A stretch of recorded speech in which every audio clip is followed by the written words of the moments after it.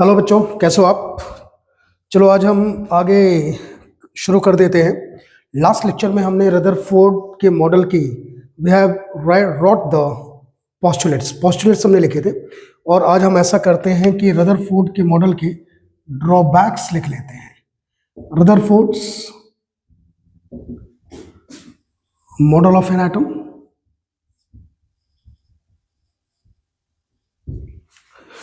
Rutherford ने ऐसा कुछ मॉडल दिया था, हमने बात किया था पिछली क्लास में। इस मॉडल के हिसाब से, रदरफोर्ड के मॉडल के हिसाब से, there was the nucleus at the centre, this is called nucleus. हम इसकी बात करें तो it was nucleus at the centre, this was positively charged, and electrons, these are electrons, they are, this is electron, एक singular है तो इस अकेला है तो इसको हम इलेक्ट्रॉन लिख देते हैं। Electrons revolve around the nucleus in the same way as the planets revolve around the sun. ये इसीलिए इस मॉडल को, रदरफोर्ड का जो मॉडल था, पिछली क्लास में मैंने इसकी चर्चा नहीं की थी, लेकिन एक कॉन्सेप्ट और बता देता हूं। This was called planetary model भी इसको कहते थे, प्लेनेटरी मॉडल भी इसको कहते थे, या सोलर मॉडल भी हम कह सकते हैं। जैसे प्लैनेट्स सन के चारों तरफ रिवॉल्व करते हैं, उसी तरह से इलेक्ट्रॉन्स न्यूक्लियस के चारों तरफ रिवॉल्व करते हैं। तो इसकी ड्रॉबैक क्या थी, इस मॉडल की ड्रॉबैक क्या थी, हम ड्रॉबैक की बात करते हैं आज। ड्रॉबैक्स कह दें, लिमिटेशंस कह दें, लिमिटेशंस कह दें, ड्रॉबैक कह दें, एक ही बात है। इसकी टांग थोड़ा ज्यादा लंबी हो रही है, अब छोटी कर देते हैं। ड्रॉबैक्स कहें या लिमिटेशंस कहें रदरफोर्ड के मॉडल की, तो पहली लिमिटेशंस बहुत मेजर लिमिटेशन थी कि ही could not explain the stability of the atom, right. That is, he was, this model, it couldn't explain the stability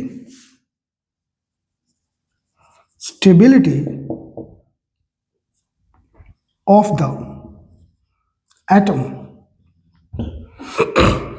क्या मतलब हुआ इसका?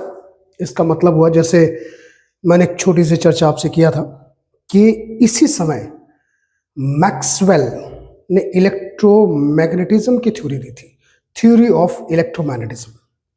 मैक्सवेल ने इसी समय, at this time, Maxwell gave theory of electromagnetism. ये जो theory of electromagnetism brother Maxwell ने दिया, इस थ्योरी ने कहा कि any particle undergoing circular motion it accelerates, और अगर उसमें एक्सेलरेशन होगा तो एनर्जी लूज करेगा, और अगर एनर्जी लूज करेगा तो धीरे धीरे धीरे वो स्पाइरल होकर हायर एनर्जी से लोअर एनर्जी में आएगा, और जब लोअर एनर्जी में आएगा तो सेम कॉन्सेप्ट यहां पे लगा कि अगर इलेक्ट्रॉन सर्कुलर मोशन कर रहे हैं तो they will lose energy, and as they will lose energy they will spiral into the lower shell, इससे फिर इसमें, और ultimately this will spiral into the nucleus, और न्यूक्लियस के अंदर गिर जाएंगे। लेकिन ऐसा होता नहीं था। लेकिन सिंस रदरफोर्ड ने सिर्फ ये कहा, he said only one thing, कि electrons revolve around the nucleus in the same way as the planets revolve around the sun. बाकी कुछ नहीं कहा उन्होंने। ये नहीं कहा कि इलेक्ट्रॉन्स की कुछ एनर्जी होती है, वो जो शेल जिसमें घूम रहे हैं उनकी कुछ एनर्जी, नथिंग लाइक दिस। इसीलिए according to theory of electromagnetism और Maxwell's theory, this model failed because it could not explain why this model will exist. But according to this Rutherford's model, because an electron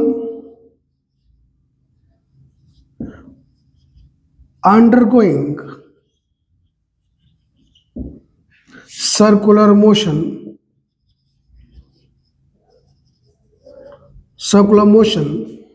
will accelerate and lose energy regularly, and thus it will spiral into the nucleus, spiral into the nucleus. Rutherford के हिसाब से तो ऐसा हो जाना चाहिए था, क्योंकि मैक्सवेल्स की अगर हम थ्योरी लगाते हैं इलेक्ट्रोमैग्नेटिज्म की, तो इलेक्ट्रॉन तो उसी तरह रिवॉल्व कर रहा है जैसे मैक्सवेल ने ये थ्योरी दिया कि किसी भी रिवॉल्विंग बॉडी को एनर्जी लूज करना मैंडेटरी है, लूज करेगी, और अगर एनर्जी लूज करेगी तो इलेक्ट्रॉन भी रिवॉल्व कर रहा है, लूज करेगा, सर्कुलर मोशन कर रहा है, it will spire into the nucleus. तो एटम एग्जिस्ट नहीं करेगा, लेकिन हम जानते हैं एटम एग्जिस्ट करता है, तो therefore there was a problem with Rutherford's model of an atom. पहला पॉइंट ये था जिसके कारण ये मॉडल फेल हुआ। और भी कुछ पॉइंट्स थे क्या? Yes, there were points. Second point हम बात करते हैं, मैं फर्स्ट पॉइंट मिटा रहा हूं कि it could not explain the stability in the same वे। अगर एक बॉडी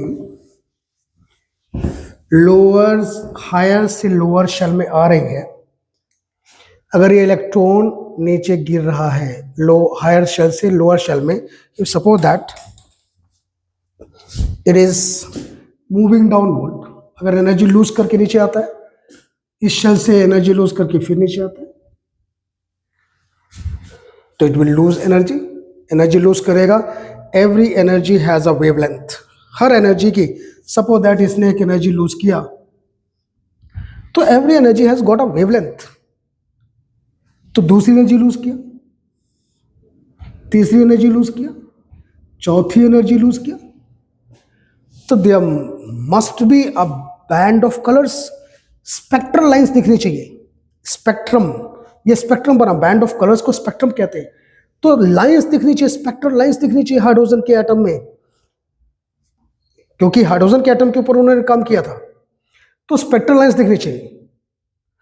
रदरफोर्ड इन स्पेक्ट्रल लाइंस के बारे में कुछ नहीं बता पाए। ही could not set anything about the spectral lines. अगर इसकी तुलना में हम ये कहें कि उनका कॉन्टिन्यूस स्पेक्ट्रम बना, ये स्पेक्ट्रल लाइंस इंडिविजुअल वो नहीं बताए, तो he could not explain the discrete spectral lines in the hydrogen atom.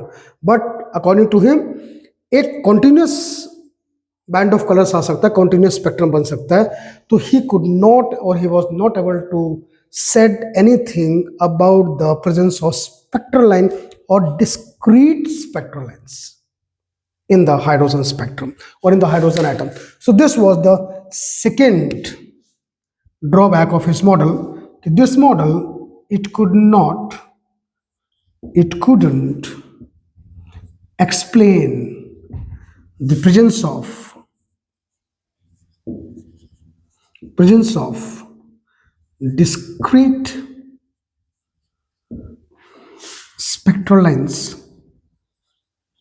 spectral lines in an atom of hydrogen.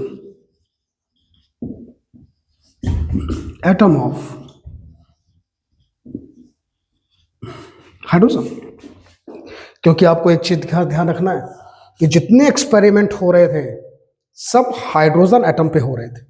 Hydrogen atom के इलेक्ट्रॉन की बात हो रही थी, हाइड्रोजन एटम की बात हो रही थी, मल्टी इलेक्ट्रॉन एटम्स की बात नहीं हो रही थी। चाहे थॉमसन रहे हो या रदरफोर्ड रहे हो, ये सब हाइड्रोजन एटम की बात कर रहे थे जिसमें एक इलेक्ट्रॉन होता है, single electron is present. Got it?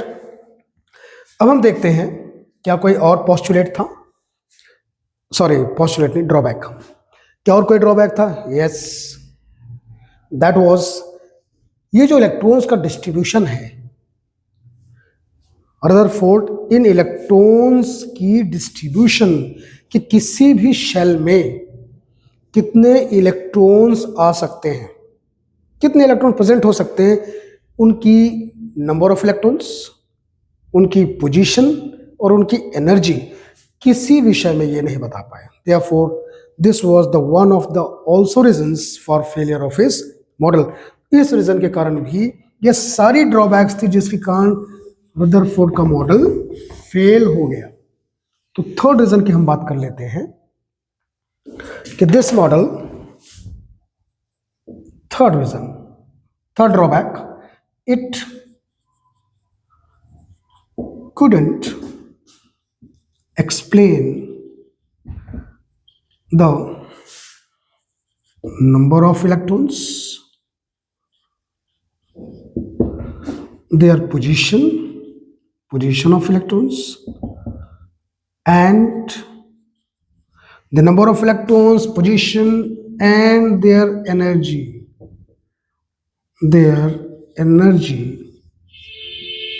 in the orbits. It means it couldn't explain the number of electrons, position, and their energy in the orbitals. इस कॉन्सेप्ट को भी रदरफोर्ड नहीं बता पाए, and these were the basic reasons for the failure of Rutherford's model of an atom. Spite अब हम चलते हैं रदरफोर्ड के मॉडल से नेक्स्ट मॉडल की तरफ, bourse model of an atom. बड़ी इंटरेस्टिंग बात है ये। Bore, he was the student of Rutherford. इसका मतलब है जब बोर ने मॉडल दिया तो उनको मॉडल के बारे में पता था। किसके मॉडल के बारे में? रदरफोर्ड के मॉडल के बारे में। He was working with him. Bore साहब रदरफोर्ड के स्टूडेंट थे, तो बोर के को रदरफोर्ड साहब के मॉडल के बारे में पता था कि वो क्या कह रहे हैं। तो बोर ने सोचा कि अगर एक व्यक्ति, लैडर की उन्होंने कल्पना की कि अगर एक व्यक्ति को सीढ़ियों पे चढ़ना है तो जो सीढ़ियों में स्टेप्स होते हैं, स्टेप्स। अब हम बोर साहब के ऊपर आते हैं, रदरफोर्ड के मॉडल से थोड़ी सी छुट्टी लेते हैं और बात करते हैं नेक्स्ट मॉडल की, दैट इज बोर्स मॉडल। फिर मैं एक बड़ी इंटरेस्टिंग बात आपको सुनाता हूं। Bourse model of an atom.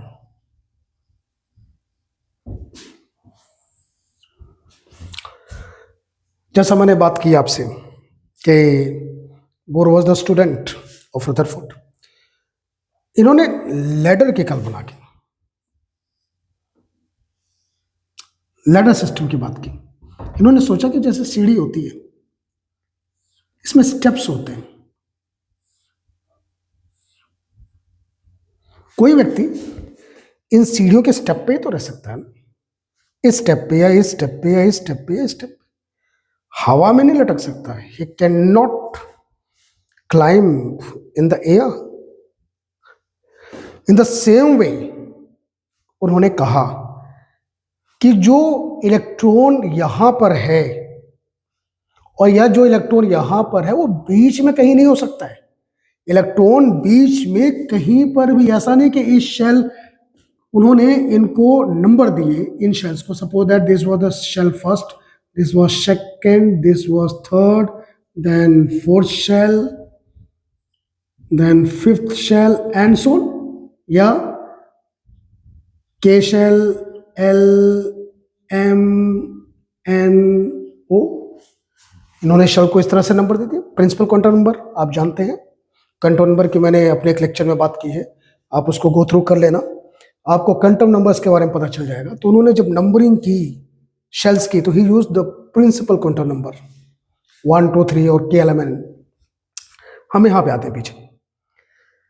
तो बोर ने कहा कि इलेक्ट्रॉन अगर एक शेल में है, लेटर लाइक, कि हवा में नहीं हो सकती ये चीजें, उसी तरह से इलेक्ट्रॉन हवा में नहीं हो सकता है, या तो ये पहली वाली शेल में होगा, या तो फिर दूसरी वाली शेल में होगा, या तो तीसरी वाली शेल में होगा, हवा में नहीं होगा। जैसे इंसान हवा में नहीं लटक सकता है, सीढ़ी की किसी स्टेप पे ही होगा। इसीलिए उन्होंने कहा कि अगर इलेक्ट्रॉन शेल में है, एक ऑर्बिट में है, तो उसकी एनर्जी फिक्स्ड होगी। इट मीन्स उस शेल की या उस ऑर्बिट की एनर्जी फिक्स्ड होगी, इसीलिए उसमें रहने वाले इलेक्ट्रॉन की एनर्जी भी फिक्स्ड होगी। And this was the basic thing in bourse model of an atom. अब फेल हो गए, मॉडल क्यों फेल हो गया, उसके पीछे क्या कारण थे, हम तो अभी जब बात करेंगे ड्रॉबैक्स की, लिमिटेशंस की, तो हम बात कर लेंगे। लेकिन he was one of the, I will say, या पीपल से, या साइंटिस्ट सेट, मैं तो उनके सामने कुछ भी नहीं हूं, कि Bohr was the connecting link, और Bohr's model was the connecting link between classical concept and quantum concept. Difference between classical and quantum.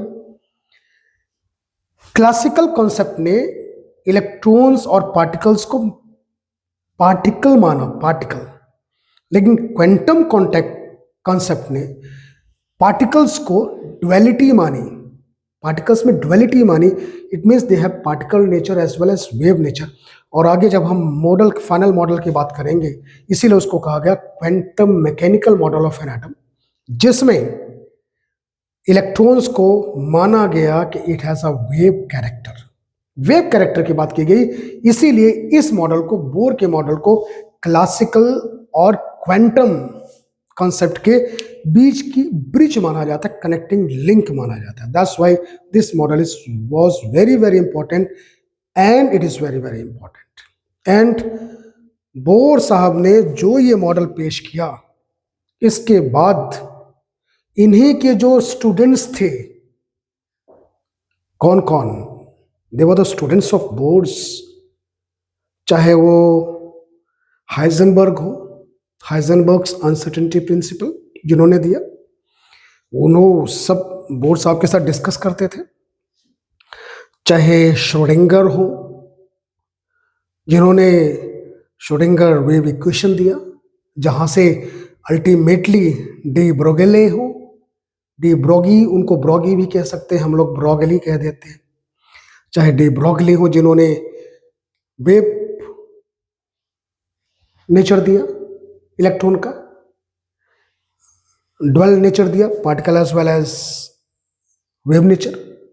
ये सब उस समय लैब में बैठ के बात करते थे, डिस्कशन करते थे, चर्चाएं करते थे। उन चर्चाओं के फलस्वरूप बोर्स के बाद फिर came quantum mechanical model of an atom, या जो सबसे मॉडर्न था, जिसको आज हम एक्सेप्ट करते हैं कि यस, एक एटम का मॉडल ऐसा होना चाहिए, एक एटम में ऐसा ऐसा होना चाहिए, जो सारी प्रॉब्लम्स का सॉल्यूशन बनकर आया। तो let's see the bourse model of an atom. तो पहला postulate of Bohr's model of an atom, बहुत इंपॉर्टेंट चीजें मैंने बताई। आपकी क्लास बड़ी छोटी है, 9th क्लास है, बहुत ज़्यादा इसमें डिटेल डिस्कशन नहीं किया जा सकता है। जब आप 11th और नीट वगैरह की प्रैक्टिस करेंगे, 11th के लेक्चर्स को देखें, उसमें बहुत डिटेल में आएगी चीजें। So let's have the postulates of model. क्या पोस्टुलेट था? पहला पोस्टुलेट था कि दी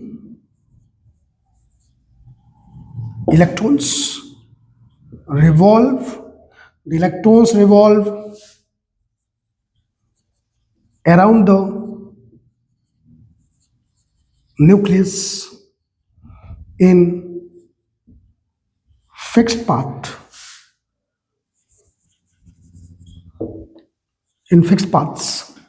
having fixed energy, and these are called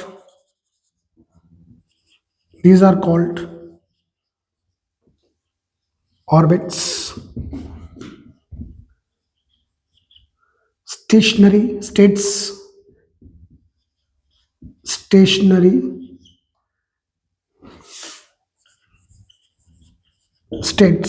or fixed energy levels or fixed energy level or discrete energy levels, you can say anything. The electrons revolve around the nucleus in fixed paths having fixed energy, and these are called orbits. ये जो fixed energy paths से इनको orbits कहा या states कहा या fixed energy level कहा या discrete energy levels कहा. You can call by any name, किसी भी नाम से आप बता सकते हैं इसको.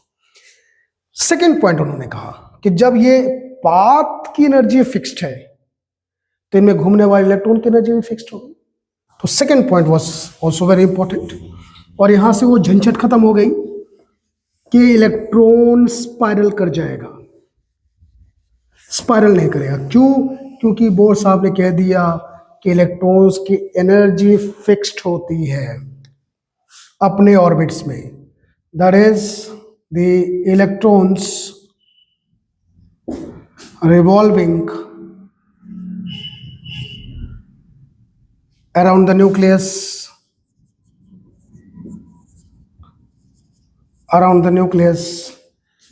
in these orbits have fixed energy. लीजिए यहां से इनके न्यूक्लियस में स्पाइरल करने की प्रॉब्लम खत्म. The electrons have fixed energy. That's the main work. And third point हम कह सकते हैं कि ही नंबर्ड these orbits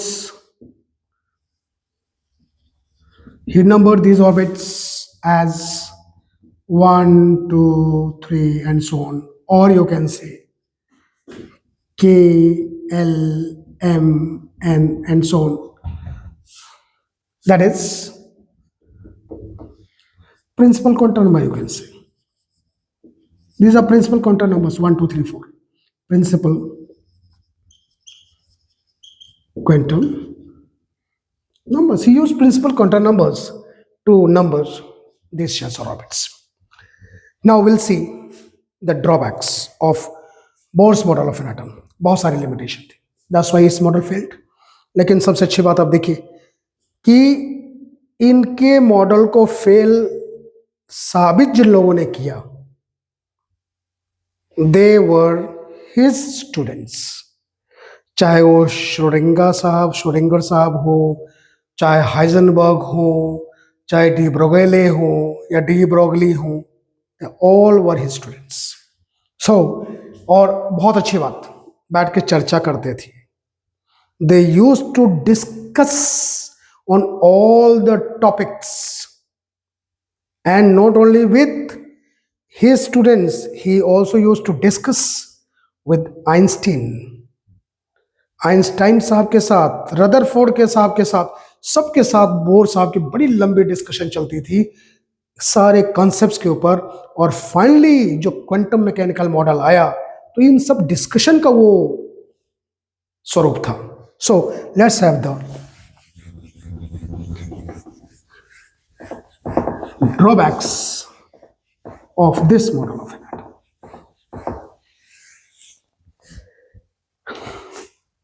इन्होंने एक मेजर ड्रॉबैक थी कि बोर साहब मल्टी इलेक्ट्रॉन एटम के स्पेक्ट्रा को नहीं बता पाए.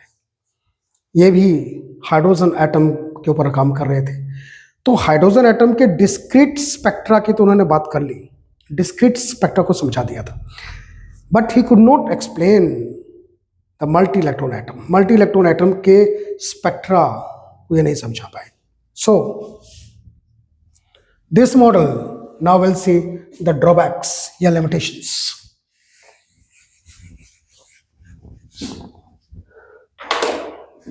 Drawbacks.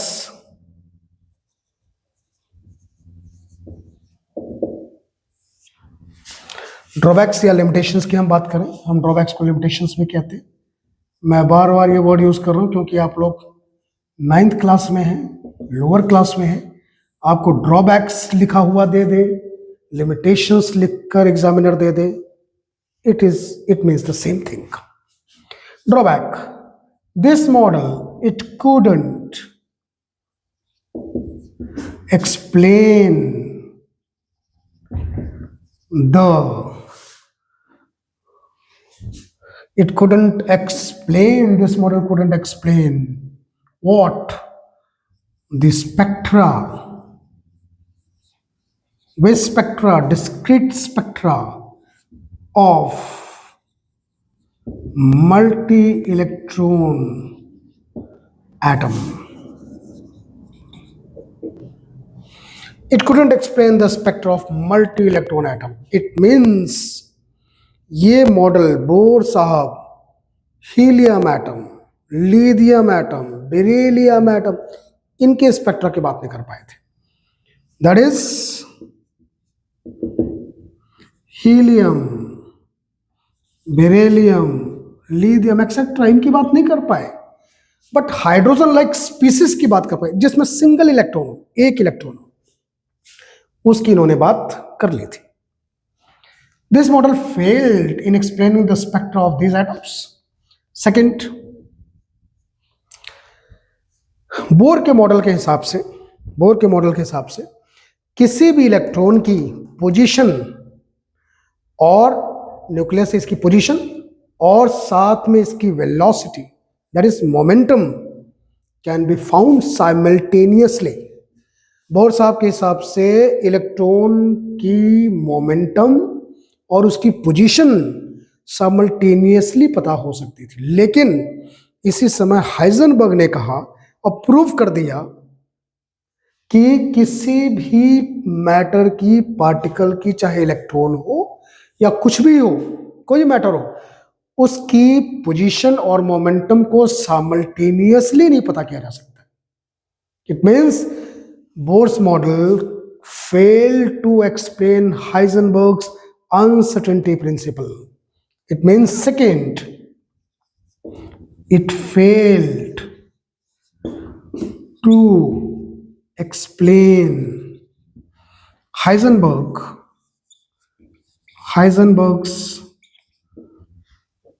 this model failed to explain Heisenberg's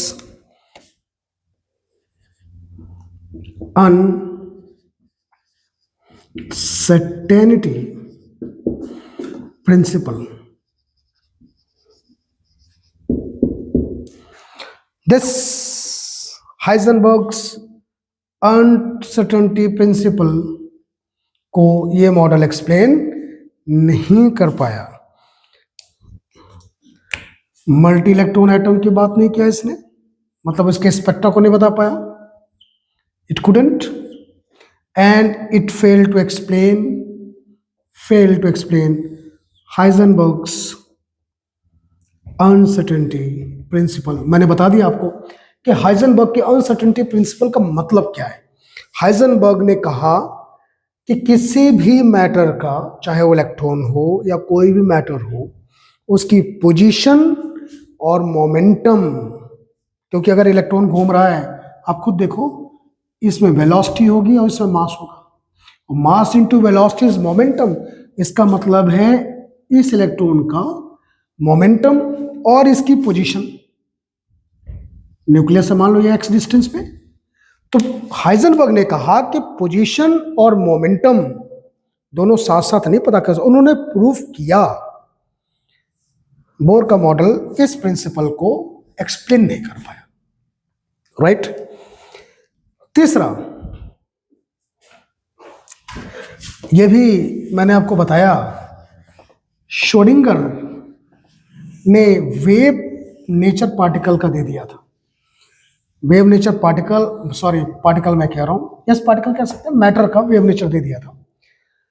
तो वेव नेचर जब मैटर का दिया, लेकिन बोर साहब पार्टिकल नेचर कंसिडर करके इलेक्ट्रॉन को सारे एक्सपेरिमेंट कर रहे थे, तो श्रोडिंगर वेव इक्वेशन को भी ये मॉडल एक्सप्लेन नहीं कर पाया। This model failed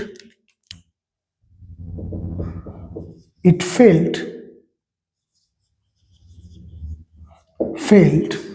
to explain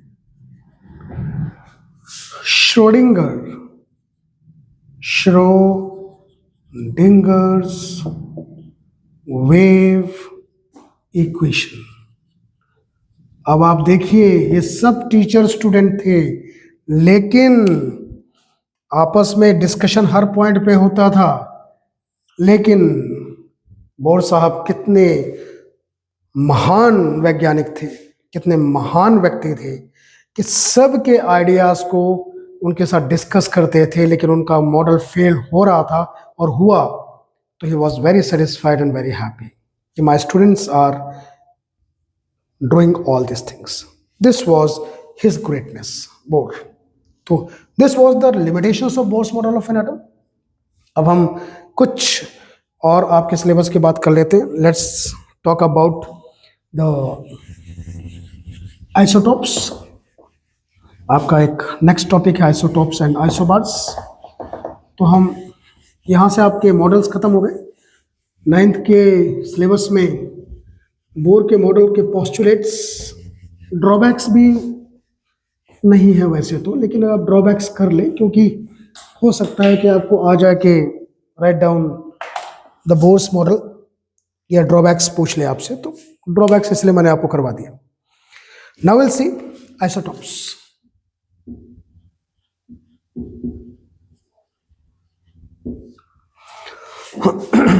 isotopes क्या होते हैं? मैं एग्जांपल्स लिख रहा हूं। I am writing few examples. आपको यहीं से समझ आ जाएगा कि आइसोटोप्स क्या होते हैं। Oxygen 8 16 8 17, atomic number 8 18. These are 3 atoms of oxygen element. They are called isotopes. अब आप देखिए इसमें आइसोटोप क्यों कहेंगे। Then come to the carbon. Carbon 6 12, carbon 6 13, carbon 6 14. Also look at this. These are 3 atoms of carbon element. Why they are called isotopes? मैंने कहा ये isotopes हैं कार्बन के, ये ऑक्सीजन के isotopes. Then chlorine 17 35, chlorine 17 36। Is it right? 2 isotopes हम ले लेते हैं। Why these are called isotopes? They are different forms of the same element. Same element के different forms हैं। Different forms of the same element having same atomic number but different mass number या different atomic mass। आप कुछ भी कह दो, आप mass number कह दो, एटॉमिक मास कह दो, it means the same. So what are isotopes? They have the same atomic number. These are called atomic numbers. Oxygen का एटॉमिक नंबर आपको मालूम है 8 होता है। कार्बन का एटॉमिक नंबर आपको मालूम है 6 होता है। क्लोरीन का एटॉमिक नंबर आपको मालूम है 17 होता है। तो they have the same atomic numbers. ये अलग अलग एलिमेंट के मैंने आपको एटॉमिक नंबर बताया। कार्बन का एटॉमिक नंबर, कार्बन का, ऑक्सीजन का और क्लोरीन का। So what are isotopes? They are different forms of the same element having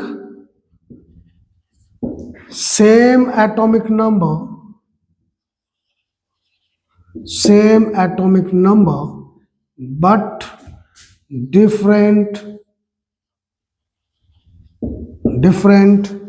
atomic mass। अब देखो आइसोटॉप्स में सेम एटॉमिक नंबर होता है, लेकिन एटॉमिक मास क्या होता है?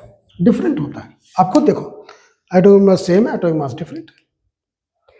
अब इनके हम कुछ एग्जाम्पल, मैंने 3 लिख दिए हैं और भी बहुत सारे एग्जाम्पल लिखे जा सकते हैं, इतने सफिशिएंट आपके लिए। एग्जाम्पल्स हम देख लेते हैं इसके। एग्जाम्पल तो हमने देख लिए, अब हम एप्लीकेशंस देख लेते हैं, यूजेस कहाँ यूज हो सकता है। तो let's see the applications of isotopes. कुछ एप्लीकेशंस देख लेते हैं, बहुत ज़्यादा एप्लीकेशंस भी आपके सिलेबस में नहीं है, लोअर क्लास है आपकी। आइसोटोप ऑफ आयोडीन 131, ये आयोडीन का आइसोटोप है 131। इट इज यूज्ड, कोई बता सकता है? सॉल्ट खाते हैं आप, नमक, iodised salt, important for goitre, गले में स्वेलिंग हो जाती है, गॉइटर, थायराइड की प्रॉब्लम है, उसी को प्रिवेंट करने के लिए, ट्रीट करने के लिए होता है। It is used in the treatment of thyroid disorders. देख लो, आइसोटोप का यूज है, थायराइड के डिसऑर्डर्स को ट्रीट करने का काम आता है। कौन सा? आयोडीन 131।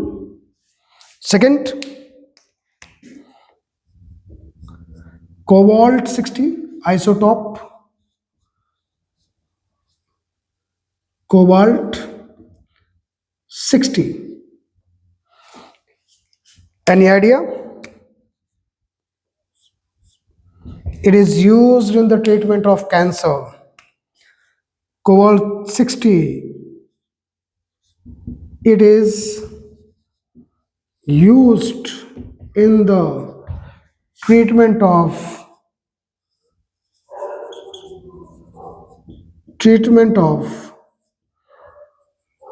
कैंसर। एक मिनट में नीचे देख लो, कैमरे में आपको दिख रहा है कि नहीं दिख रहा है? Yes, it's visible. It is used in the treatment of cancer. Third use या थर्ड एप्लीकेशन, कोई आइडिया आपको? नो आइडिया, कोई बात नहीं, मैं बताता हूं। Uranium 235, third application, isotope uranium, नाम सुना होगा, रेडियो एक्टिव सब्सटेंस 235। अगर हम पीसफुल यूज करें तो इलेक्ट्रिसिटी प्रोडक्शन कर सकते हैं, पूरी दुनिया की इलेक्ट्रिसिटी की समस्या दूर हो सकती है। और अगर अनकंट्रोल्ड यूज करें, डिजास्ट्रस यूज करें, हैजार्डस यूज करें, तो हम एटॉमिक बॉम्ब बनाते हैं। हिरोशिमा नागासाकी, आप याद करो, first atom bombs used during second world war, लाखों लोग मारे गए और अभी तक उसके रिपरकशंस हैं। यूरेनियम 235, इट इज यूज्ड, इसलिए हम कहते हैं it is used in nuclear reactors. Peaceful use करेंगे, मानवता का भला होगा।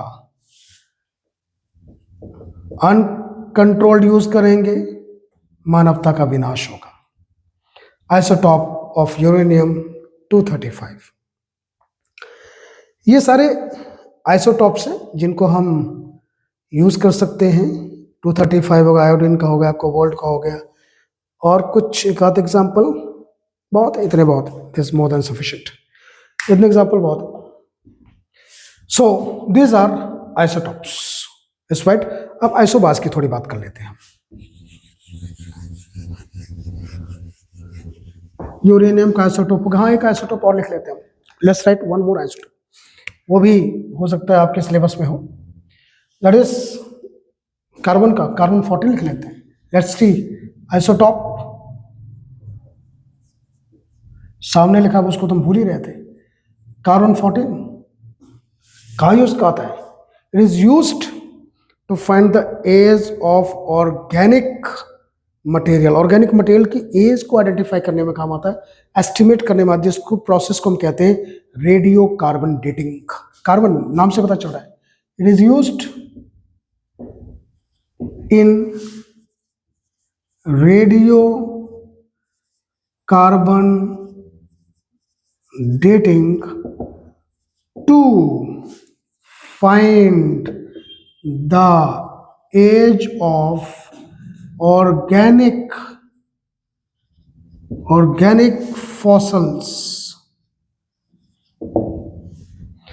Is it right? So these are the uses of isotopes. Now एक टॉपिक और हम फिनिश कर देते हैं आज, एक टॉपिक और ले लेते हैं। तो नेक्स्ट आपके इस चैप्टर में बचेगी valency, atomic number, atomic mass और इलेक्ट्रॉन का डिस्ट्रीब्यूशन। रूल्स बहुत डिटेल में आप लोग छोटी क्लास में तो बहुत डिटेल में नहीं है, वो हम नेक्स्ट लेक्चर में ले लेंगे। सो आइसोबार्स, इसके भी हम एग्जांपल से शुरुआत करते हैं। Let's have the example. चलो भाई आप लोग जाओ, आइसोटॉप्स जाओ, आइसोबार्स आओ, ठीक है। एग्जाम्पल्स, एक कार्बन ले लेते हैं, कार्बन एटॉमिक नंबर 6, एक नाइट्रोजन ले लेते हैं। देखो हमने एलिमेंट ही डिफाइन कर दिए 7। कार्बन का आइसोटॉप आपने देखा था, कार्बन का मास 14 होता है, नाइट्रोजन का भी होगा। देखो यहां से आपको पता चल जाएगा कि व्हाट आर आइसोबार्स। ये आइसोबार्स है, डिफरेंट एलिमेंट्स हैं, क्या सेम है, मास, क्या डिफरेंट है, एटॉमिक नंबर, सिंपल। और ले लो potassium, calcium, potassium 19, atomic mass 40, argon 18, calcium 20, 40। Look, इसको थोड़ा सा अलग कर देना, एक साथ आपको ना लग जाए। एक ये, दूसरा ये, तीसरा ये। This is the first example, this is the second example, this is the third example, right? So what are isobars? Definition बन गई। different elements, isobars are different elements, atoms of different elements having same atomic mass या same mass number but different atomic numbers। तो देख लो definition आ गई यहीं से। They are atoms of different elements. Isotope same element के थे, they are atoms of different elements having same क्या, atomic mass but having same atomic mass but different atomic number. Look at it. They are atoms of different elements having same atomic mass but different atomic number. Look, they are isobars. They are isobars. So what is the difference between an isotope and isobar? एक difference कर लेते हैं, आपको यहां से और ज्यादा clarity हो जाएगी। मेरे ख्याल से समझ गए होंगे आप। एक डिफरेंस कर लेते हैं। आइसोबार्स लिखा रहने दो, इसके हम एक एग्जांपल ले लेते हैं। एक एग्जांपल आइसोबार का ले लेते हैं, ठीक है। थोड़ा अलग ही लिख देते हैं, आपको इजी हो जाएगा। Let's have this one. एक डिफरेंस कर देते हैं, थोड़ा सा और कॉन्सेप्ट ठीक कर लेते हैं। Iso tops, iso bars, difference. पहला पॉइंट एग्जांपल से हम बात करते हैं, ले लेते हैं कार्बन 6 12, कार्बन 6 13, कार्बन 6 14। इसका भी एग्जांपल ले लो, कार्बन 6 14 एंड नाइट्रोजन 7 14। पहले डेफिनेशन ही आपका डिफरेंस बता गई कि आइसोबार्स में एटॉमिक नंबर तो सेम होता है, एटॉमिक मास डिफरेंट होता है, इसमें एटॉमिक मास सेम होता है, एटॉमिक नंबर डिफरेंट होता है। तो आइसोटॉप्स की यहां से पता चल गया कि आपको एक बात मालूम है, जितना एटॉमिक नंबर होता है, atomic number is equal to number of electrons is equal to number of protons. ये बड़ा इंपॉर्टेंट कॉन्सेप्ट है, देख लो इसको।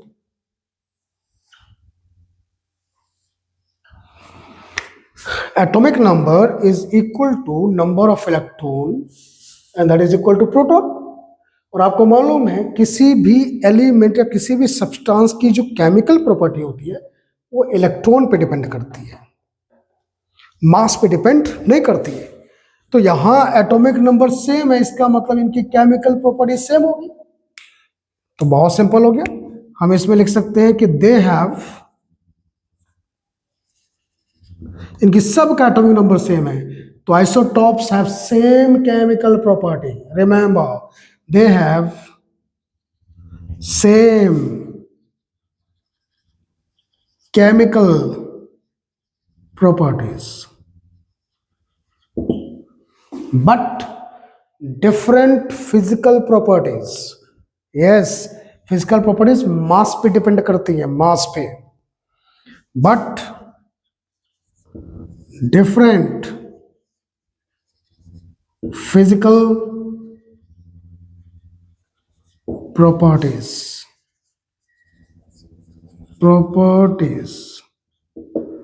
Is right. यहां तो मास ही सेम हो गया, तो they have the same physical properties, atomic number different है, they have different chemical properties. बहुत सिंपल। तो let's have the second point of this one, they have same physical properties। मैंने आपको बताया क्यों, क्योंकि एटॉमिक मास सेम है, same physical properties but different chemical properties. Chemical properties क्यों different है? क्योंकि एटॉमिक नंबर डिफरेंट है, डिफरेंट केमिकल प्रॉपर्टीज।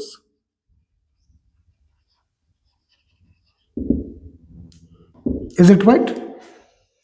तो दूसरा बड़ा इंपॉर्टेंट ये पॉइंट्स थे कि आइसोटॉप्स आइसोबार्स पे कंपैरेटिव हमने कर दिया कि वास्तव में अगर हमको कभी डिफरेंस आ जाए तो हम क्या लिखें। एक डेफिनेशन लिख दो दोनों की, एग्जाम्पल्स लिख दो, और इनकी केमिकल प्रॉपर्टीज सेम होती है, इनकी फिजिकल प्रॉपर्टीज सेम होती है। ठीक है, एक और चीज देख लेते हैं, क्या इनमें एटॉमिक नंबर सेम है सबका। तो जितने एटॉमिक नंबर होते हैं उतने तो प्रोटॉन्स होते हैं, इसका मतलब इनके सब में प्रोटॉन्स, आइसोटॉप्स में दे have same number of protons, they have same number of protons. लेकिन इनका तो एटॉमिक नंबर ही डिफरेंट है, तो इनके नंबर ऑफ प्रोटॉन्स भी डिफरेंट हो गए। बहुत सिंपल हो गया। इट मीन्स एक और पॉइंट लिख देते हैं, फिर उसके बाद इस टॉपिक को खत्म करते हैं।